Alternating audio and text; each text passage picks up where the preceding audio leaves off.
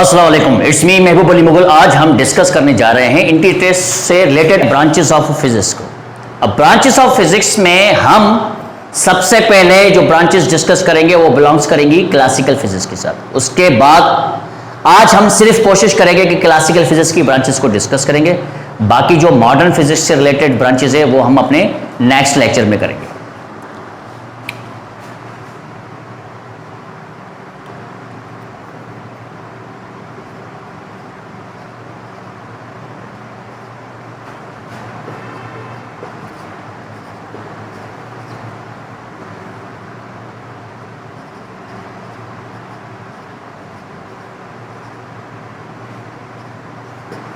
Branches of classical physics. सबसे पहले हम डिस्कस करते हैं mechanics.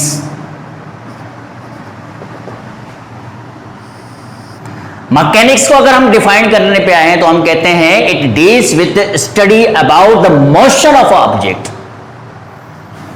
It deals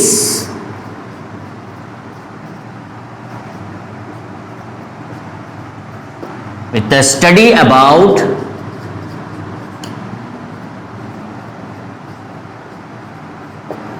the motion of object।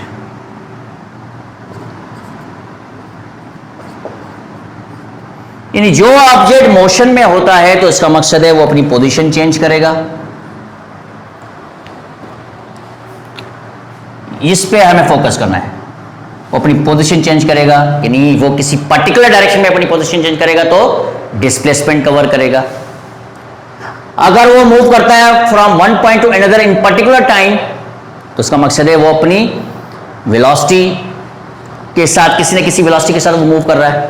और अगर वो रेस्ट से मूव करता है या फिर स्लो से फास्ट मूव करता है या फास्ट से स्लो मूव करता है तो इसका मकसद है वो रैपिडली कंटिन्यूसली अपनी वेलोसिटी को चेंज कर रहा है। और जब भी वेलोसिटी चेंज होती है तो एक्सेलरेशन प्रोड्यूस होती है, और एक्सेलरेशन तभी प्रोड्यूस होती है जब उस पर किसी ऑब्जेक्ट पर एक्सटर्नल फोर्स अप्लाई हो। अगर वो स्लो से फास्ट हो रहा है तो तब भी फोर्स अप्लाई हुआ होगा, और जब वो फास्ट से स्लो है तो कहीं कोई ना कोई फोर्स है जो उसकी मोशन को अपोज कर रही है। तो दोनों सूरतों में एक्सेलरेशन प्रोड्यूस होगी। तो इसमें मैंने काफ़ी फिजिकल क्वांटिटीज आपको गिनवा दी फिजिकली, जो आपको नजर आ रही हैं। Displacement, distance, speed, velocity, acceleration, force, momentum, सारी चीजें, काइनेटिक एनर्जी, सारी चीजें हम डिस्कस करते हैं मैकेनिक्स में। तभी हम कहते हैं deals with study about the motion of object. जो भी ऑब्जेक्ट मोशन में होता है उसके बारे में हम सारी चीजें डिस्कस करते हैं। अब पहले आ जाते हैं इसका पहला मोड। हमें कैसे पता चलता है कि एक ऑब्जेक्ट मोशन में या रेस्ट में है? तो object which does not change its position according to या with respect to its surrounding, उसके सराउंडिंग के हिसाब से देखें, उसके फ्रेम ऑफ रेफरेंस के हिसाब से देखें कि वो ऑब्जेक्ट मूव नहीं कर रहा है। तो अगर वो ऑब्जेक्ट मूव नहीं कर रहा है, यानी नहीं कर रहा है, यानी वो अपनी पोजीशन चेंज नहीं कर रहा, तो हम ये कहते हैं कि वो ऑब्जेक्ट जो है वो रेस्ट में है। और study about such kind of object is called static. उसको हम कहते हैं static.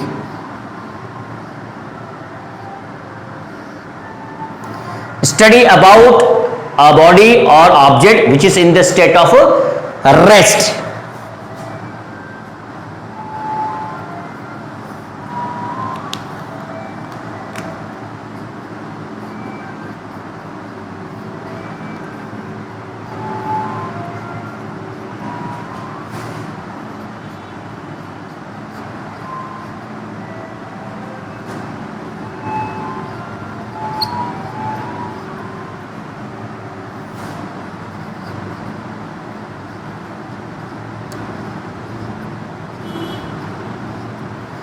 It deals with the study of an object which is at rest। अब आ जाते हैं इस पर, हम थोड़ा एलोबरेट करते हैं कि एक ऑब्जेक्ट जो है वो रेस्ट में है। तो थोड़ी देर के लिए हम सपोज करते हैं भाई एक ऑब्जेक्ट, ये एक ऑब्जेक्ट है जिसका मास जो है वो है 10 kg, और एक ऑब्जेक्ट है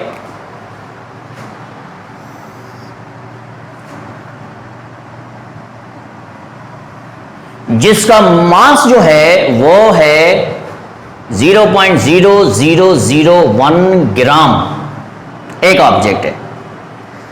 तो मास हमारा 10 kg, इसका मास ज्यादा है, इस ऑब्जेक्ट का मास ज्यादा है और इस ऑब्जेक्ट का मास बहुत ही कम है। तो आ जाते हैं वापस, हम ये कह सकते हैं कि इस पर अगर किसी न किसी तरीके से जो है वो एयर फोर्स एग्जर्ट हो जाती है, या हम ये कह सकते हैं कोई एक्सटर्नल फोर्स एग्जर्ट हो जाती है, या हवा की सूरत में या एयर फ्रिक्शन की सूरत में किसी न किसी तरीके से इस पर फोर्स एग्जर्ट हो जाती है। फोर्स एग्जर्ट होने के बावजूद भी ये ऑब्जेक्ट मूव नहीं करता, तो उसका मकसद ये है कि इसकी क्वांटिटी ऑफ मैटर के पॉइंट ऑफ व्यू से ये फोर्स बहुत ही कम है। क्यों? क्योंकि इस पर जो रेजिस्टिव फोर्सेस है वो ज्यादा है, इस पर रेजिस्टिव फोर्सेस ज्यादा अप्लाई हो रही है as compare to this one. इस पर रेजिस्टिव फोर्सेस बहुत ही कम है, चूंकि डिपेंड करती है आपके मासेस पर। तो जिस ऑब्जेक्ट का मास बहुत ही कम होगा उस पर बहुत ही कम रेजिस्टिव फोर्सेस अप्लाई होती है। जिस ऑब्जेक्ट का मास ज्यादा होता है उस पर ज्यादा रेजिस्टिव फोर्सेस अप्लाई होती है टू स्टॉप इट्स या to resist its change of state. इस प्रॉपर्टी ऑफ अ मैटर को कहते हैं इनर्शिया। तो ये अगर रेस्ट में है तो इसको मूव करवाने के लिए मुझे इतनी एटलीस्ट फोर्स चाहिए जो कि इस रेजिस्टिव फोर्सेस से ग्रेटर हो। यानी अप्लाइड फोर्स आपकी जो है वो रेजिस्टिव फोर्सेस से ज्यादा हो।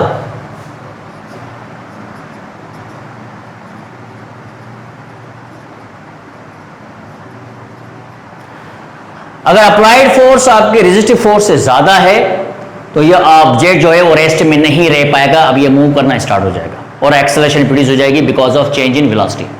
लेकिन फोर्स अप्लाई होने के बावजूद भी रेजिस्टिव फोर्सेस ज्यादा है तो ये ऑब्जेक्ट रेस्ट में रहेगा and object does not change it's state. इस प्रॉपर्टी को हम कहते हैं इनर्शिया। तो इस फिजिक्स को हम कहते हैं स्टैटिक। अब यहां पर आ जाते हैं, इसका मास बहुत कम है, रेजिस्टिव फोर्सेस बहुत कम है, तो एटलीस्ट इतना फोर्स तो होगा अप्लाइड जो कि इस फोर्सेस। अब इसमें अप्लाइड फोर्स कम है, रेजिस्टिव फोर्सेस ज्यादा है, और इसमें अप्लाइड फोर्स ज्यादा है रेजिस्टिव फोर्सेस से, तो ये ऑब्जेक्ट जो है मूव होना स्टार्ट हो जाएगा। तो it is very difficult to remain in the state of rest for that object. इस ऑब्जेक्ट को रेस्ट में रहना जो है वो बहुत मुश्किल है as compare to this object. तो जो मास, जिस ऑब्जेक्ट का मास बहुत कम है उसके लिए बहुत मुश्किल है रेस्ट में रहना एज कंपेयर टू हैवी मास। तो इनर्शिया बिलोंग्स टू, इस वजह से हम कहते हैं inertia belongs to mass. That's why inertia is measured in kilogram. Inertia is directly proportional to the mass. तो जो ऑब्जेक्ट, अब इनर्शिया की डेफिनेशन आप क्या पढ़ते हो? इनर्शिया की डेफिनेशन ये पढ़ते हो ना भाई, property of a matter which has a tendency to resist any change either from rest to motion और मोशन टू रेस्ट। यानी ना रेस्ट को मोशन में ना आने देगा या मोशन को रेस्ट में आने देगा, किसी सूरत में भी ये आने नहीं देता। वजह क्या है? रेजिस्टिव फोर्सेस ज्यादा होती है। वजह क्या? मासेस ज्यादा होती है। सही है। तो ये हमने डिस्कस किया स्टैटिक के बारे में। It deals with the study of object which is at rest. अगर ऑब्जेक्ट मोशन में है, यहीं पर मैं डिस्कस कर देता हूं भाई। एक ऑब्जेक्ट जो है वो मोशन में है और वो मोशन यहां पर आ जाते भाई, अप्लाइड फोर्स रेजिस्टिव फोर्सेस से ज्यादा हो गया तो ऑब्जेक्ट मोशन में आ गया। मोशन में आ गया तो वो ऑब्जेक्ट रेस्ट से मोशन में आया है तो इसकी वेलोसिटी चेंज हुई है और वेलोसिटी के चेंज होने से एक्सेलरेशन प्रोड्यूस होती है। तो ये तभी मोशन में आया जब फोर्स अप्लाई हुई है। ये मैं आप लोगों को बता देता हूं, ये तभी मोशन में आया जब फोर्स अप्लाई हुई है। तो इस फिजिक्स को कहते हैं डायनामिक। और इसको हम कहते हैं काइनेटिक भी।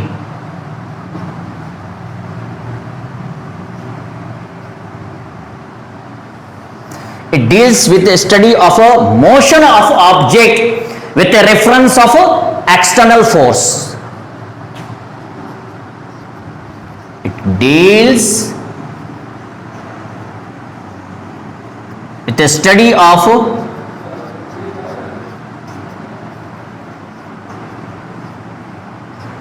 motion of an object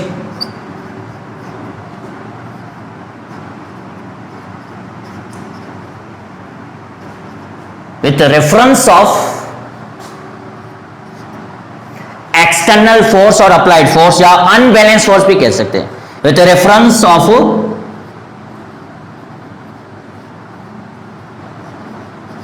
unbalanced force acts on it. That physics is said to be dynamic or kinetic. अब तीसरा जो उसका है पार्ट, अब यहां पर मैं इसको मिटा देता हूं, अब थोड़ी देर के लिए मैं समझा देता हूं। अगर मिसाल तौर रेजिस्टिव फोर्सेस और अप्लाइड फोर्सेस दोनों इक्वल हो तो फोर्सेस हो गई बैलेंस, दोनों इक्वल हो और फोर्सेस हो गई बैलेंस। और ये ऑब्जेक्ट मूव कर रहा है, ये ऑब्जेक्ट मूव भी कर रहा है और फोर्सेस भी बैलेंस्ड हैं, तो इसका मकसद है कोई भी एक्सेलरेशन प्रोड्यूस नहीं होगी, क्योंकि एक्सेलरेशन तभी प्रोड्यूस होती है जब एन अनबैलेंस फोर्स एग्जिट हो और वो ग्रेटर हो रेजिस्टिव फोर्सेस से। तो इसका मकसद यह है कि ऑब्जेक्ट मोशन में भी है और फोर्सेस भी बैलेंस्ड है, there is no unbalance force acts on it, तो इसका मकसद एक्सेलरेशन प्रोड्यूस नहीं हुई। तो उस फिजिक्स को हम कहते हैं, उस मैकेनिक्स को कहते हैं काइनेमेटिक्स। तो तीसरा आपका पार्ट हो गया काइनेमेटिक्स।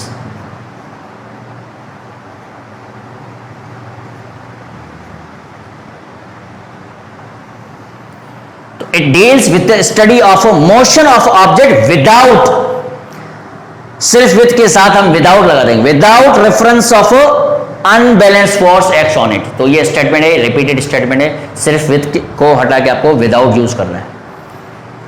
तो ये आपका हो गया काइनेमेटिक्स। अब इसका एग्जांपल क्या है? Uniform motion. जो भी ऑब्जेक्ट यूनिफॉर्म मोशन में होगा या यूनिफॉर्म वेलोसिटी के साथ मूव करेगा तो इसके सारे फोर्सेस जो है वो बैलेंस हो रहे होंगे और there is no acceleration produce on it, तो हम उसको कहेंगे काइनेमेटिक्स। तो ये हो गया आपका मैकेनिक्स। ब्रांचेस रहती हैं जो हम अपने नेक्स्ट लेक्चर में डिस्कस करें। Thank you.